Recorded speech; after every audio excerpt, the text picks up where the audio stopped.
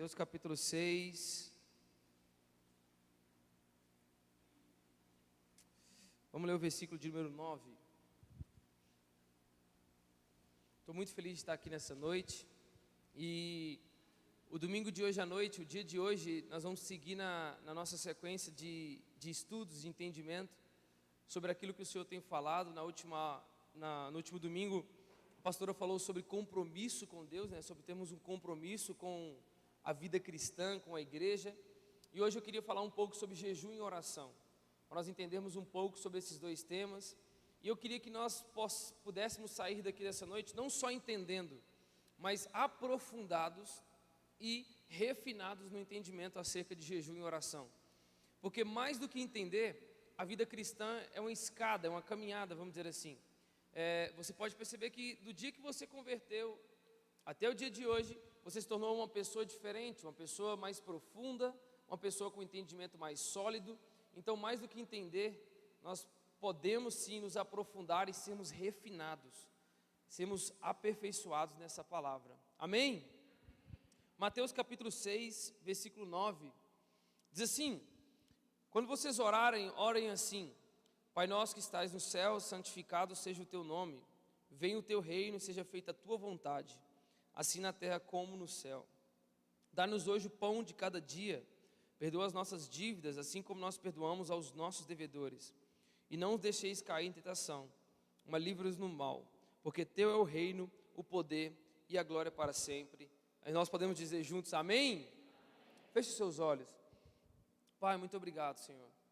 Te agradeço, Deus, por tudo que o Senhor tem feito em nossas vidas. Te agradeço pela sua palavra. Que nosso coração seja uma terra fértil. Possamos compreender, entender e sermos aprofundados naquilo que o Senhor quer nos ensinar, Pai. É isso que eu te peço em nome de Jesus. Amém e amém. Meus irmãos, falar sobre jejum e oração é algo muito importante, porque eu acredito que tanto o jejum como a oração fazem parte da base da vida cristã, dos princípios de uma vida cristã. E eu queria começar falando primeiro sobre o jejum, para depois nós entrarmos na oração e deixar a oração para o final. Então eu queria falar um pouco sobre jejum e depois nós entraremos nesse texto que nós lemos, inclusive Mateus 6, é um texto incrível que Jesus está no Sermão da Montanha, e ele vai falar sobre diversos temas da nossa vida cristã e nos ensinar e nos aprofundar em algumas coisas. Mas eu quero começar falando sobre o jejum, porque muitas vezes algumas pessoas, melhor dizendo, entendem o jejum de uma forma incorreta, ou usam o jejum da forma incorreta, porque de fato não é bíblico nós usarmos o jejum como uma moeda de troca. Eu não jejuo para receber algo de Deus. Não é bíblico nós dizermos que nós iremos jejuar para que Deus faça algo, para que Deus me dê algo. Não, pelo contrário. Biblicamente o jejum não tem esse significado. Biblicamente o jejum, ele não foi criado, ele não foi instituído, não foi colocado no nosso meio para que nós pudéssemos usar como uma moeda de troca, em que eu fico sem comer e beber e eu obrigo Deus a fazer o que eu quero. Deus tem que me dar, Deus tem que fazer, Deus tem que me abençoar. Isso não é jejum, isso é greve de fome. Você está fazendo uma greve de fome, gritando assim: eu quero meu milagre, eu quero minha bênção, eu quero o que Deus vai fazer na minha vida. Mas o jejum, de fato, nós entendemos e nos aprofundamos assim no jejum. Ele é um exercício que consiste na abstinência de água e de alimentos, para que nós possamos entrar na presença de Deus com a nossa alma encurvada, completamente encurvada diante da soberania de Deus, com muita humildade, para que nossa carne possa ser morta e nós possamos ter um relacionamento saudável com o Senhor. Então, você consegue entender que o jejum não é uma moeda de troca, mas se nós tivermos um relacionamento saudável com o Senhor há de nos abençoar em diversas áreas das nossas vidas, amém? Então eu não jejuo para Deus me abençoar, eu jejuo para que a minha vida, o meu relacionamento com Deus esteja de uma forma mais profunda, mais real, mais viva. E não só por isso, o jejum também serve como uma forma de arrependimento. Aqueles que estão arrependidos jejuam em forma de arrependimento, em forma de mostrar a Deus o quão eles estão arrependidos. Davi mesmo, quando pecou e ele caiu com Batseba, e ele vai passar alguns dias lamentando, ele jejuou e ficou orando, passou madrugadas deitado ao chão. Então ele simplesmente jejuou. Então, o jejum, ele literalmente, ele humilha a nossa carne, ele humilha a nossa alma para que a gente possa entrar diante de Deus com muita humildade, com o nosso eu completamente encurvado à soberania de Deus, ao poder de Deus, para que o nosso relacionamento seja aprofundado no Senhor. Então não use o jejum como uma moeda de troca para que Deus faça algo na sua vida. Use o jejum para que você se torne um cristão mais parecido com Deus, mais parecido com Cristo. Então, nós precisamos entender isso, porque quando nós entendermos isso, nós vamos conseguir nos aprofundar mais no nosso relacionamento com Jesus, e vamos sair do que Paulo fala sobre o leite, né? Sobre nós crescermos, amadurecermos, sairmos da fase do leitinho, a fase de criança, de nós começarmos a usar matérias espirituais, ferramentas espirituais para nosso benefício próprio. O Evangelho não é sobre os nossos desejos, meus irmãos. O Evangelho não é sobre o que nós queremos, mas o Evangelho é sobre a vontade soberana de Deus. Nós precisamos compreender isso. Então, se o Evangelho é sobre a vontade soberana de Deus, o jejum também é sobre a vontade soberana de Deus. Para quê? Para que nós possamos mortificar a nossa carne e nos aproximarmos de Deus em uma posição de total dependência, onde não haverá espaço para nós, onde não haverá espaço para os nossos próprios desejos, mas haverá somente Deus naquele lugar. E aí nós poderemos dizer, né, como Paulo disse, não sou eu mais quem vivo, mas é Cristo quem vive em mim. Então, de fato, o jejum não é uma moeda de troca, amém? O jejum nós não podemos usar ele como moeda de troca. Então, eu queria falar um pouco agora sobre oração. Porque, de fato, meus irmãos, a oração é algo que não pode faltar na vida de um cristão. Todo aquele que segue Jesus, que carrega uma cruz, que está caminhando para o céu, nós precisamos orar, amém? É como um carro sem gasolina. Um carro sem gasolina vai andar? Não vai. Vai sair do lugar? Não vai. A oração é como um combustível. A oração, ela não só é uma comunicação com Deus, mas ela faz efeitos naquele que está orando, no orador, naquele que está comunicando. Mas eu queria começar dizendo para os irmãos que a oração não é um instrumento de petição, para pedirmos. Não foi criada para pedirmos, melhor dizendo. Calma, eu não estou lhe dizendo uma heresia, eu vou te explicar melhor. A oração, primariamente, ela foi feita para nós nos relacionarmos com Deus. Mas dentro do relacionamento nós podemos pedir ao Senhor, amém? Assim como um filho chega a seu pai e diga, pai, estou com fome. O pai lhe dá comida. Mas a oração, o principal motivo da oração existir, o motivo dela estar no meio de nós, chama-se relacionamento, chama-se comunicação, estarmos próximos do Senhor e falarmos com Deus. É por isso que o véu foi rasgado de cima a baixo, não foi para que o céu seja um drive-thru, que você abre a boca para pedir e Deus te entrega o que você quer. Pelo contrário, o véu foi rasgado para que nós possamos nos comunicar, nos relacionar com Deus e adorarmos a Deus em espírito e em verdade. Você pode olhar no Jardim do Éden, que quando Deus desce no Jardim do Éden, e o que acontece na cruz do Calvário, que o véu é rasgado, é literalmente uma reconciliação daquilo que foi perdido no Jardim do Éden. Agora nós temos essa comunicação, esse contato direto com Deus novamente, que nós havíamos perdido no Éden. Então, a oração ela é um instrumento para nós nos relacionarmos com Deus, amém? Então, mas dentro do nosso relacionamento, um relacionamento saudável de um pai para filho, nós podemos sim expor as nossas fraquezas, fazer as nossas petições, falarmos com o nosso pai, porque Deus é um pai próximo. Mas já parou para pensar, imagine uma cena comigo, imagine uma família, vou colocar um pai sentado à mesa para tomar café da manhã com o seu filho. Imagine os dois sentados à mesa tomando café da manhã e seu filho calado o tempo todo. Eles almoçam juntos e o filho calado o tempo todo. Eles jantam juntos e o filho calado o tempo todo. Eles passam um dia juntos e não há sequer uma conversa dentro dessa casa. Vocês acham que o relacionamento desse pai com esse filho está saudável? De fato não, porque não há comunicação, não há relacionamento. Então todo aquele que não ora, de fato não vive um relacionamento saudável com Deus. Se nós não vivermos uma vida de oração, nós não teremos um relacionamento saudável com Deus. E meus irmãos, a oração não é tão mística como nós pensamos. em que nós precisamos nos arrupiar, e não sei o quê, e tanto de coisa, eu preciso sentir no meu coração. Já vi gente falando comigo assim, eu estou sem vontade de orar. Irmão, eu também estou sem vontade de um tanto de coisa, mas eu faço do mesmo jeito. Porque não é sobre as nossas vontades, é sobre a glória de Deus, é sobre nos relacionarmos com Deus acima das nossas próprias vontades. Porque se o Evangelho fosse sobre as nossas vontades, eu não sei onde a gente estaria. Mas o Evangelho é sobre Cristo, é sobre crermos no Senhor. Eu creio em Deus, por isso eu vou orar. Por isso eu não vou deixar de orar porque eu estou triste, porque eu não estou sentindo vontade. Eu não oro pela minha vontade, porque, irmãos, você acha mesmo que a nossa carne caída vai querer orar e se comunicar com Deus? Não, mas nós precisamos ir contra as nossas vontades, crendo nessa palavra, para nós nos relacionarmos com Deus acima das nossas próprias vontades. É muito preocupante, meus irmãos, é muito preocupante vermos cristãos que não oram. Eu estava pesquisando essas semanas que passaram sobre uma estatística.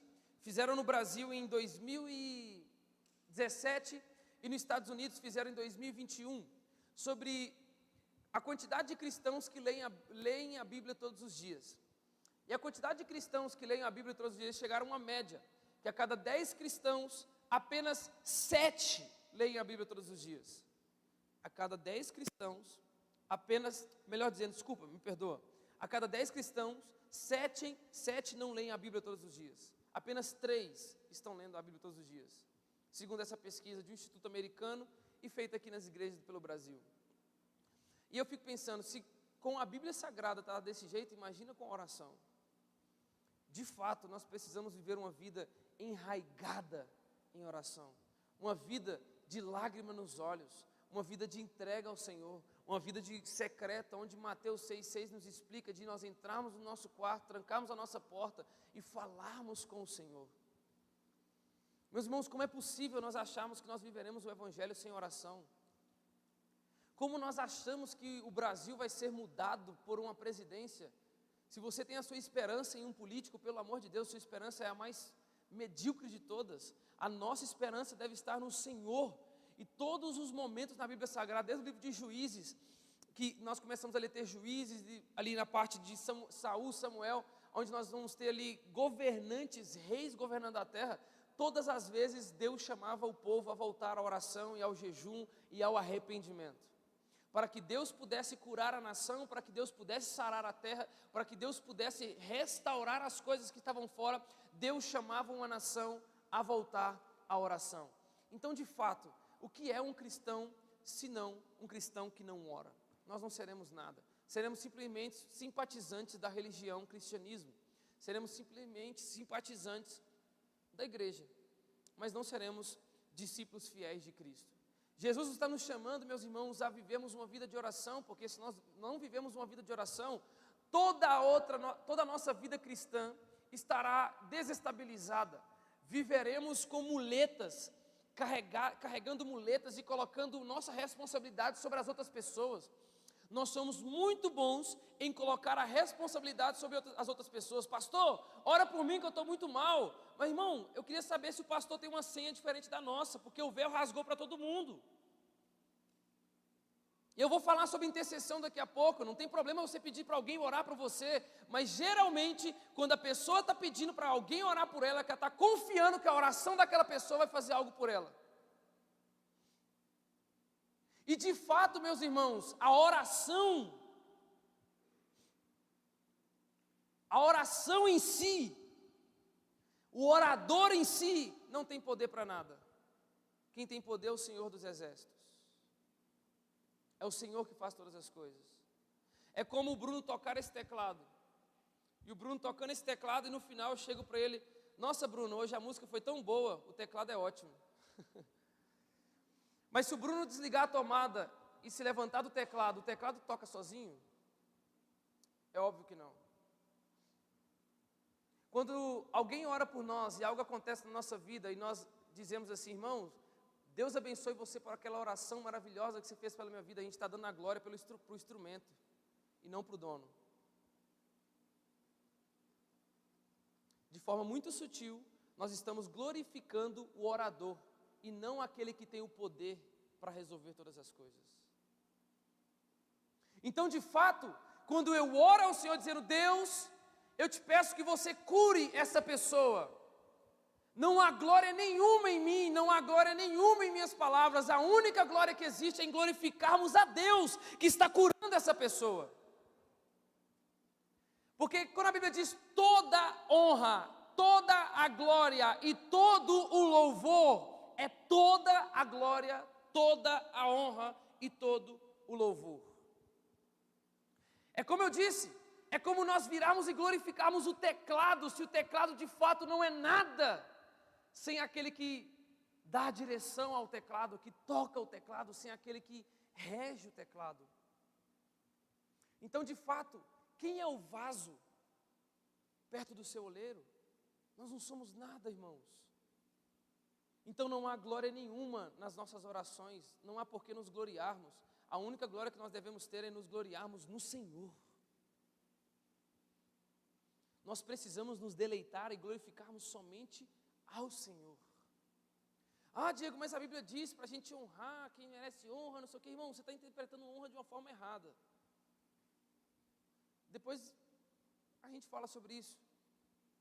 Mas você já se perguntou uma vez assim: Diego, se Deus conhece todas as coisas, porque Deus é onisciente, Deus conhece todas as coisas, por que nós devemos orar então? Porque Deus já sabe o que eu vou falar, Deus já sabe o que vai acontecer amanhã, Deus já está no futuro, Deus está no passado e no presente ao mesmo tempo. Deus é onipresente, Ele é atemporal, Ele está fora do tempo. Então, se Deus conhece os meus pensamentos, Deus conhece todas as coisas, por que nós vamos orar? Porque a oração é um instrumento de nós nos relacionarmos com Deus.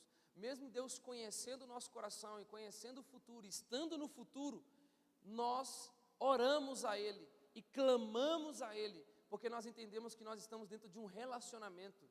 Deus não está sozinho nesse relacionamento. O relacionamento é Deus, eu e Deus. Você e Deus, Deus e você. Olha só o que Isaías capítulo 65, versículo 24 diz: antes de clamarem, eu já responderei. Ainda que estarão falando, ainda que não estarão falando, eu os ouvirei. Poderoso, né? Ainda que nós não estejamos falando, o Senhor está nos ouvindo. Mas eu queria levar a você a entender algo sobre a oração da seguinte forma. Olha o que João capítulo 14 diz assim, ó: eu farei o que vocês pedirem a meu nome, para que o Pai seja glorificado no Filho. O que vocês pedirem em meu nome, eu farei. Eu acredito que existe um equívoco muito grande de algumas pessoas de acharem que Deus é obrigado a fazer o que nós queremos. De fato, não há obrigação nenhuma em Deus fazermos o que nós queremos, mas Deus faz aquilo que está segundo a sua vontade. Existem muitos textos bíblicos como esse. Existe outro texto bíblico assim: aquele que bate a porta, ela há de se abrir, né? Quem é aquele que seu filho pedindo comida, um peixe, enfim, vai dar-lhe uma pedra, vai, enfim, dar algo ruim para ele, quanto mais o seu Pai que está no céu. Tudo aquilo que vocês pedirem e crerem em meu nome, vocês receberão. Uau! E aí muita gente glorifica a Deus e fica assim: meu Deus, vou pedir tudo o que eu quero. Irmãos, a gente precisa entender algumas coisas. E o aprofundamento sobre oração é que eu quero falar com você aqui agora, nesse momento. Olha o que Tiago 4 diz: quando pedem, não recebem, pois vocês pedem por motivos errados, para gastar com seus próprios prazeres. Tudo aquilo que nós orarmos para nós mesmos, de fato, nós não estamos orando a Deus. Nós não estamos nos comunicando com Deus. Nós estamos simplesmente usando da oração um meio para conquistarmos o que nós queremos. Mas olha o que Romanos 8, versículo 26 diz aqui. Olha que incrível. Da mesma forma, o Espírito Santo nos ajuda em nossa fraqueza, pois não sabemos como orar. Mas o próprio Espírito intercede por nós com gemidos inexprimíveis. E aquele que sonda os corações conhece a intenção do Espírito, porque o Espírito intercede pelos santos de acordo com a vontade de Deus. Então, Diego, por que quando eu oro as coisas não acontecem? Porque não é a sua vontade que vai ser feita, mas a vontade de Deus. Diego, mas eu estou doente e a Bíblia diz que nós seremos curados na cruz do Calvário. Você acha que Paulo foi curado do espinho da carne? Você prefere, meu irmão, seja sincero, você prefere estar doente com Deus ou estar curado sem Deus? Como assim, Diego? Irmãos, nós não conhecemos os propósitos eternos de Deus. E se Deus quiser que nós passemos por essa doença, por essa enfermidade, para nos ensinar algo, para colocar um espinho na nossa carne, para nos ensinar sobre humildade, para nos ensinar sobre dependência, sobre confiança, que seja, se Ele fizer conosco igual fez com Jó, quem é o vaso para questionar o que o oleiro faz? É o que a Bíblia diz. Então, se nós oramos ao Senhor dizendo, Deus, em nome de Jesus, cure minha esposa. Meus irmãos, pela misericórdia de Deus, Deus já me usou como um instrumento ali no momento de orar pelas pessoas, e Deus curou as pessoas. Eu já vi pessoas vomitando caroços, já vi muita coisa acontecendo, de curas instantâneas assim, ó. Inclusive quando a gente estava na África, agora em janeiro, tinha um senhor lá que ele não conseguia andar, a perna direita dele era praticamente, não servia para nada, ele andava com a muleta, né? A muleta era a perna direita, nós oramos por ele, ele voltou a andar na hora, e começou a pular, inclusive eu falei com ele, calma, não pula não. Comecei até eu ficar incrédulo, porque foi tão incrível. Deus curou ele. Mas está ali atrás minha esposa, 2 hernias de disco, uma protusão, uma porcentagem muito grande de curvatura na coluna, e eu já orei por ela em centenas de vezes. E acredito que eu já orei com muita fé, e crendo muito. Até hoje ela não foi curada. Deus deixou de ser bom? Deus deixou de ser Deus? É aí que está o amadurecimento da nossa fé, irmãos. Não é sobre o que nós queremos, mas é entendermos a vontade de Deus para as nossas vidas. É aí que está o amadurecimento da fé. É aí que está nós nos deixarmos o leite para trás e usarmos a oração como um instrumento de relacionarmos com Deus, de comunicarmos com o Senhor, onde nós pediremos, mas se nós não recebemos o que nós queremos ou o que nós pedimos, não importa, nós continuaremos glorificando o nome do Senhor. Então, meus irmãos, eu quero te encorajar a não desistir de orar, não pare de orar, continue orando, continue falando com o Senhor, continue próximo do Senhor, não desista. Mas se Deus não fazer o que você espera, pelo amor de Deus, não fique triste, não seja ingrato, não seja como o povo que estava no deserto, que Deus libertou o povo, e o povo falou assim, eu não quero estar aqui, eu quero voltar para o Egito. Arão, faça um bezerro de ouro para a gente. O povo ingrato por aquilo que Deus estava fazendo, que sejamos gratos pelo Senhor. Se Deus nos curar, nós glorificaremos o Senhor. Se Ele não nos curar, nós também nos glorificaremos no Senhor.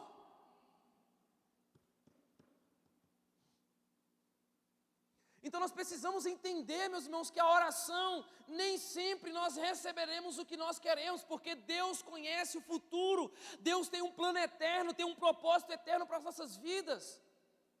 Então tem hora que a gente vai falar assim, Deus, em nome de Jesus, você pode me ajudar nisso? Eu preciso que essa porta se abra. Só que como Deus já conhece o futuro, Deus já estabeleceu um plano, Deus já conhece os propósitos da sua vida, Deus não vai abrir essa porta, meu irmão. Mas tem hora que Deus vai abrir ela e falar assim, já que você está pedindo tanto, entra para tu quebrar a cara e aprender que a minha vontade é melhor do que a sua. Deus tinha um rei para Israel, mas Israel não queria o que Deus tinha. Levantou-se Saul, e você sabe o que aconteceu, tragédia, reprovação, porque Saul não era o rei perfeito dentro do plano de Deus. Mas tem horas que Deus vai nos entregar coisas, irmãos, simplesmente para a gente aprender que as nossas vontades não são as melhores. Mas sabe o que é engraçado na oração? Que todas as vezes que a gente ora, poucas vezes a gente quer se relacionar e muitas vezes a gente quer pedir. Sejamos sinceros, eu também sou assim. Eu tenho que ficar me policiando, porque a gente só quer receber de Deus, mas a gente não quer se relacionar com Ele. Mas você percebeu que toda oração a gente fala assim, Deus abre porta, Deus me cura, Deus me abençoa, Deus faz isso e aquilo. Você já tentou fazer oração de portas fechadas? Você já fez uma oração de morte da carne? Uma oração de arrependimento? Uma oração de transformação de mente? Uma oração de eu não valo nada e Deus vale tudo? As nossas orações falam muito sobre as intenções do nosso coração. Muitas vezes uma oração por portas fechadas vale muito mais do que uma oração por portas abertas. Porque mais vale portas fechadas do que entrarmos por uma porta que Deus não quer que nós entramos. Nós podemos olhar para a Bíblia Sagrada, todas as vezes que o povo queria sair da vontade de Deus, quebrava a cara. O povo peregrinou 40 anos no deserto. Irmão, de verdade, se eu tivesse um mapa para te mostrar aqui agora, o quão absurdo é ter caminhado 40 anos num trajeto que durava 2. É literalmente estar aqui no mapa, aqui é o Egito, e caminhar para a terra de Canaã é só fazer isso. Ó, esse pedacinho aqui, ó. Mas o povo fez isso, desceu, atravessou o mar, subiu o Monte Sinai, subiu aqui, voltou aqui, veio aqui, parou na beira do Rio Jordão, atravessou para chegar lá na Terra Prometida 40 anos. Por quê? Porque o povo era ingrato, desobediente e queria suas próprias vontades. Então o amadurecimento do nosso entendimento sobre oração, do nosso entendimento de entendermos que nós precisamos orar, é nós compreendermos que melhor do que nós podemos pedir, é pedirmos segundo a vontade de Deus. E o texto que nós lemos nos descreve muito bem isso. Mateus capítulo 6, Pai nosso que estás no céu, santificado seja o teu nome. A oração começa com, a oração do Pai Nosso, ela é um modelo para a gente. Cristo ensinando os discípulos a orar, ensinando o povo a orar.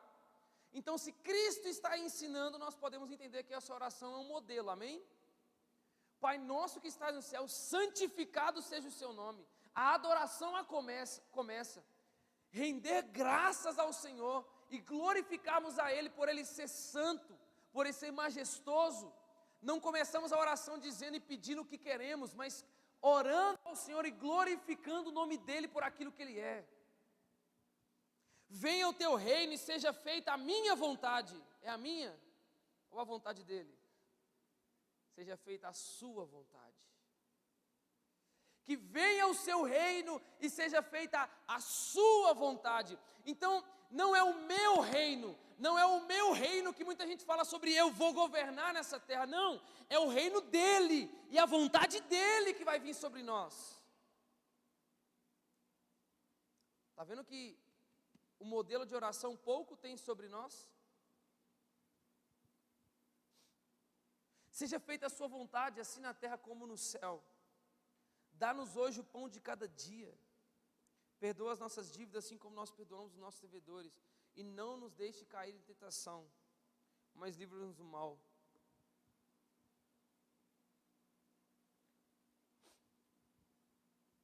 Está vendo que o modelo de oração que Cristo ensina aos discípulos não é um modelo de oração para favorecer a si mesmo? Simplesmente, pão de cada dia, provisão. Perdoa-nos, Senhor, arrependimento. Livra-nos do mal, literalmente santidade. Mas em momento nenhum você está vendo, Deus, mas eu quero isso, eu declaro, eu decreto, eu assino embaixo, porque não sei o que, aquilo, outro, e o Senhor tem que fazer na minha vida, porque eu estou orando e tudo mais. Pelo contrário, irmãos. Pelo contrário. A oração é algo muito mais simples do que nós pensamos. E é uma prática muito poderosa, porque não só nós nos relacionamos com Deus, como através da oração também nós somos transformados por dentro. A oração transforma o orador.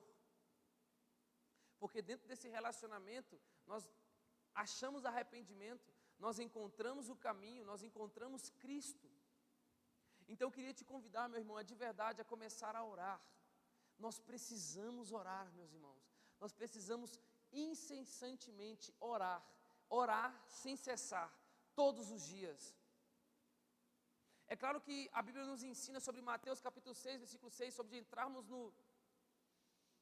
No quarto, trancarmos a porta e temos um momento com o Senhor, mas a oração deve ser constante e diária todos os dias. Em todo o momento nós devemos estar em espírito de oração, falando com o Senhor, comunicando ao Senhor, mas isso não substitui o momento seu ali de orar e falar com Deus.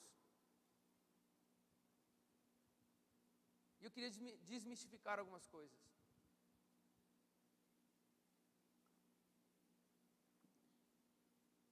Oração de madrugada não tem efeito maior.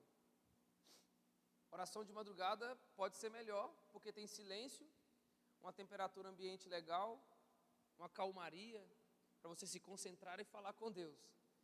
Mas de que a fila é menor e Deus vai ouvir melhor, esqueça isso, irmão. Deus não está surdo para muita gente gritando de dia, Ele não escutar a sua voz. Porque de dia todo mundo ora, a fila é menor, a maior. Aí à noite a fila é menor. Isso não existe. Isso não é bíblico. E a oração não é algo que você precisa exatamente estar de joelhos. A oração é seu relacionamento com Deus. A Bíblia diz que Davi, quando ele peca, que ele vai se arrepender, que ele passa dias orando, ele estava deitado no chão, orando e jejuando, passou a noite inteira, orando e jejuando, deitado no chão. Mas agora se você acha e você sente que você precisa orar de joelhos, amém, é seu relacionamento com Deus, mas não impõe uma regra sobre as pessoas. Se alguém se sente melhor orando sentado, orando deitado, amém, é o relacionamento dela com o pai dela, mas isso não é uma regra. Não está dizendo na Bíblia que nós precisamos, é porque a Bíblia diz assim, dobre os seus joelhos e fale com o Senhor, porque dentro da tradição judaica a oração era feita assim. Nós vamos entender contextos, para não usarmos de contextos e criarmos regras que não existem. Então, de fato, a oração de madrugada é a mesma da oração do dia e da tarde. Outra coisa, a oração de uma pessoa não é mais poderosa que a sua oração. A oração do pastor não é mais poderosa que a sua. A oração do pastor não vai resolver seus problemas porque a sua não está resolvendo. Precisamos parar de colocar o peso sobre as pessoas, da nossa responsabilidade de orar e falar com o Senhor. Mas isso não quer dizer que nós não podemos chegar e, pastor, intercede por mim, ora por mim por essa causa.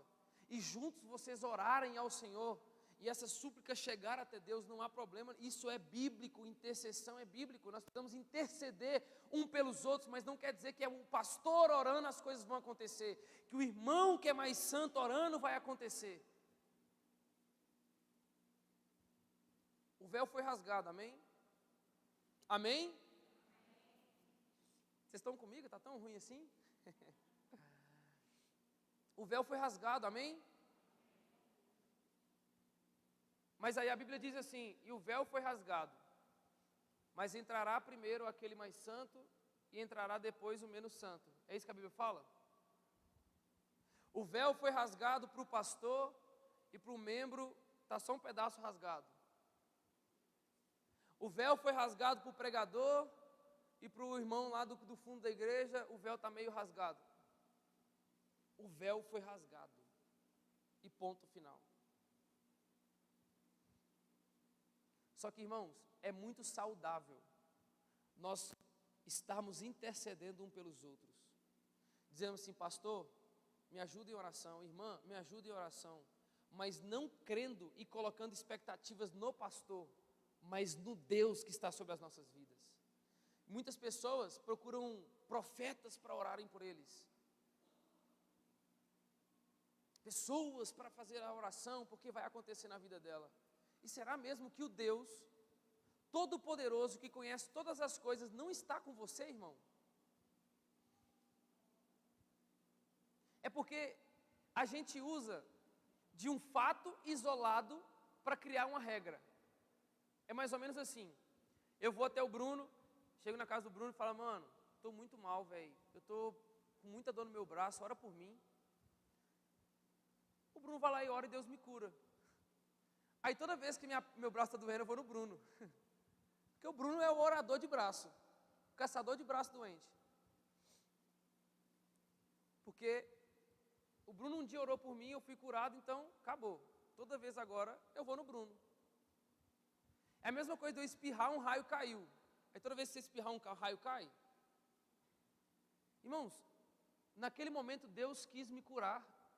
Deus usou a vida do Bruno como instrumento e eu fui curado. Amém por isso. Mas na próxima vez eu mesmo posso orar, irmãos, e eu serei curado. Amém. Mas está entendendo que a vida cristã é mais sobre as nossas intenções do que uma ação? Vou perguntar aos irmãos e me respondam. Tem problema eu pedir para o Bruno orar por mim? Sim ou não? Mas tem problema eu colocar minha confiança no Bruno? Sim ou não? Está vendo que não é sobre a ação, mas sobre a intenção do coração. Você pode sim dizer, irmão, ore por mim, por favor, interceda por mim, mas não coloque suas expectativas no irmão. Esteja com as suas expectativas em Deus. Isso vai fazer com que nós possamos nos aprofundar, irmãos. Que nós possamos ir mais fundo na oração, na comunhão, no fervor, em conhecer o Senhor e fazer a sua vontade. Olha só, a palavra intercessão no grego tem a tradução de entexios. Quer dizer, sobre chegar diante de uma autoridade ou de um rei e fazer uma petição por alguém. Então, literalmente, quando eu estou intercedendo pelo pastor, eu estou dizendo, Deus, abençoe a vida do pastor. Eu estou diante da autoridade maior, que é Deus, pedindo em favor de alguém. Isso é intercessão. E a igreja não vive também sem intercessores. Nós precisamos nos tornar intercessores. É claro que tem aquelas pessoas que Deus chamou para isso. Deus escolheu para isso, que elas têm uma facilidade com isso, porque é algo que está nelas, é um dom delas interceder. Mas todos nós que estamos aqui precisamos ser intercessores pela nossa casa, pela nossa família, pela nossa igreja, pela nossa cidade, pelos governantes da nossa cidade, do nosso estado, do nosso país e pelas autoridades, é o que a Bíblia fala. Nós somos intercessores. Nós somos intercessores. E eu acredito, irmãos, eu acredito muito na capacidade de uma igreja que ora. Porque uma igreja fervorosa em oração é uma igreja que vive o Evangelho parecido realmente com Cristo, que vive a plenitude do Evangelho, que prega o Evangelho, que faz missões, que faz ação social, que ajuda as pessoas, que vidas são transformadas, porque Deus está no meio desse povo. Eu quero te chamar, irmãos, a de verdade, a oração. É muito triste, irmãos, de verdade. É muito triste. Se nós falarmos aqui culto de ceia, a igreja fica cheia. Culto de domingo, a igreja fica mais cheia. Mas vamos marcar um culto de oração na terça-feira? Ah, Diego, mas eu tenho muito compromisso dia de semana. Vamos marcar no sábado. É que no sábado eu tenho outro compromisso. Vamos marcar no domingo então. Ah, domingo já tem culto. Não, vamos marcar 1 hora antes do culto. Será que vai vir? Ou domingo, 1 hora antes do culto, você tem compromisso também? Nós precisamos ser desejosos por orar. Mas se esse desejo também não existir, nós precisamos orar do mesmo jeito, irmãos. Porque através da oração, nossas vidas serão transformadas. Porque Deus há de transformar as nossas vidas. E eu quero te convidar nessa noite a não desistir de orar. Não desista de orar. Não desista de se relacionar com Deus, mesmo que você estivesse sem vontade. Deus está contigo. Eu sempre uso esse versículo porque, de verdade, irmãos, esse versículo é um dos que mais me ajuda na minha caminhada cristã. Quando a minha carne quer falar mais alto, ou quando eu começo a entender as coisas erradas, eu sempre me lembro desse versículo, porque isso é tudo para mim. Eu queria que você guardasse ele também com você. A Bíblia diz assim que essas coisas aconteceram para que nós, mesmo que tateando, pudéssemos o encontrar. E ela dá uma vírgula e escreve uma das frases mais poderosas para mim, que diz assim: embora o Senhor nunca estivesse longe. Irmãos, existe uma promessa sobre as nossas vidas que ela é muito real, e quem prometeu não foi um político, não foi um homem, foi Deus, que Ele estaria conosco até a consumação dos séculos.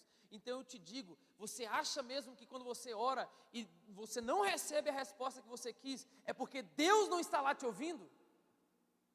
Isso é uma mentira, porque Deus está lá te ouvindo.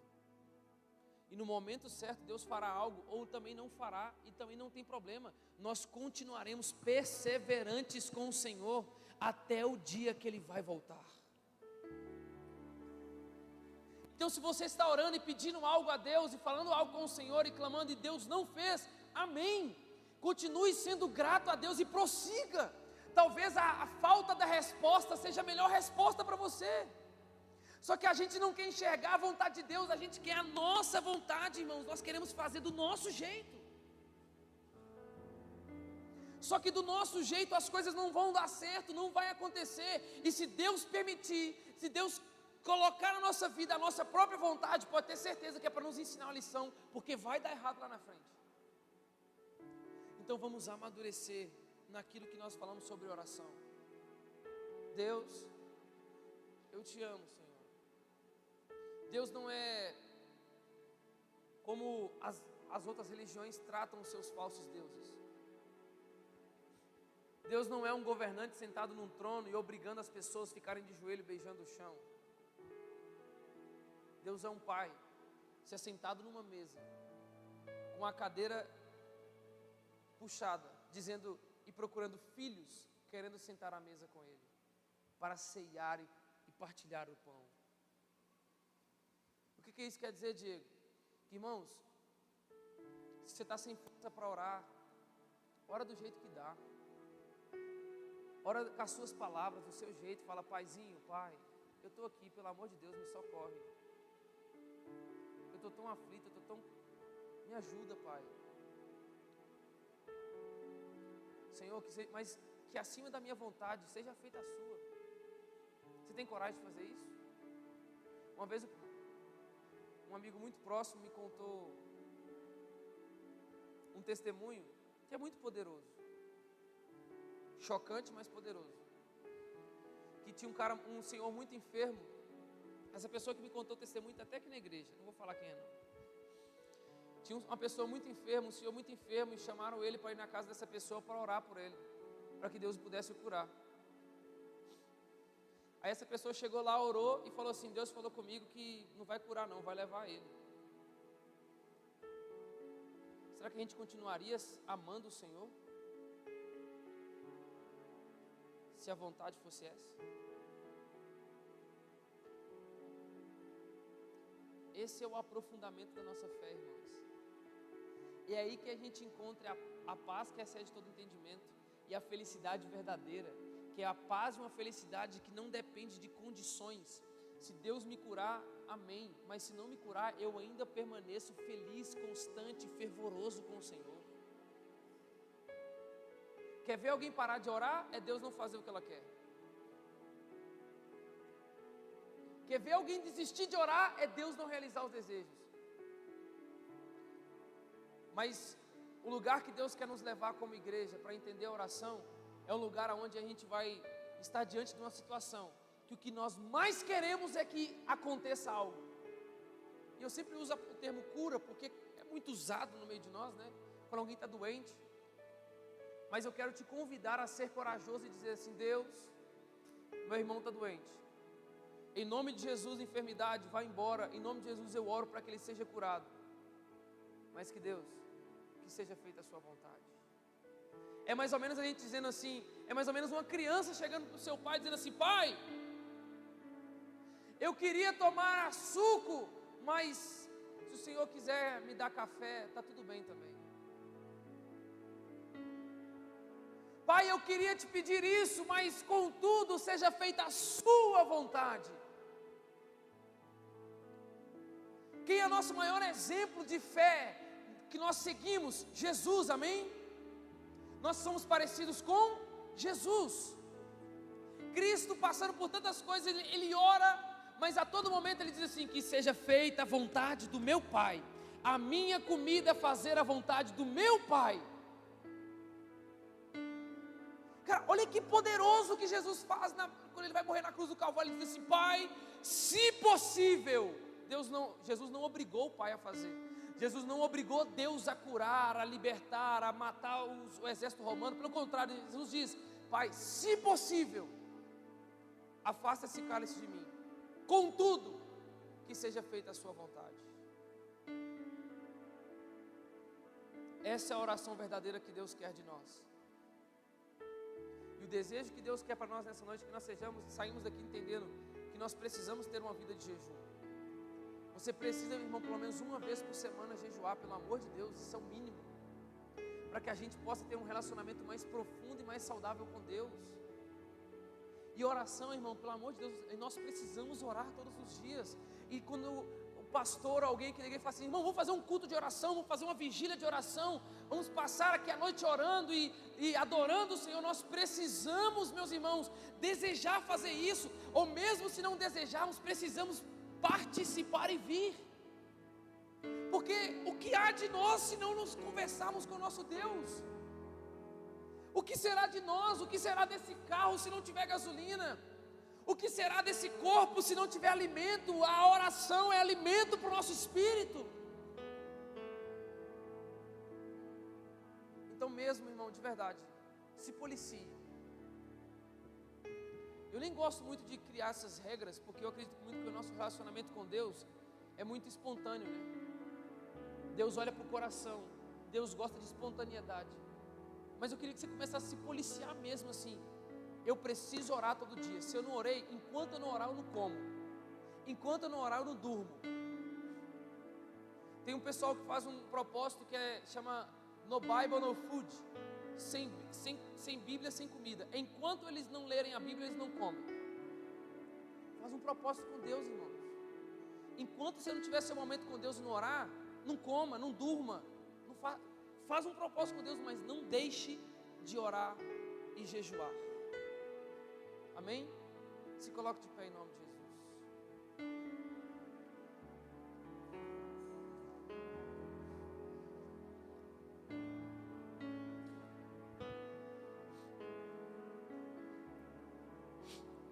Enquanto o Bruno vai cantar, eu queria que você orasse no seu lugar. E eu acredito que, pelo que a Bíblia fala, a transformação da nossa mente vem pelo arrependimento. Amém? Quando nós nos arrependemos, o Senhor nos transforma. Então eu queria que nós fizéssemos agora, cada um faça a sua oração, por todas as vezes que nós fomos negligentes com a oração. Que a gente pedisse perdão ao Senhor. Deus, me desculpe, Deus, se eu não estou sendo tão fervoroso na oração. Senhor, me perdoe se eu estou sendo falho. Ou então, Senhor, me perdoe se eu estou pedindo só para o meu desejo, só para o que eu quero, só para a minha vontade. Que em nome de Jesus, a gente se arrependa nessa noite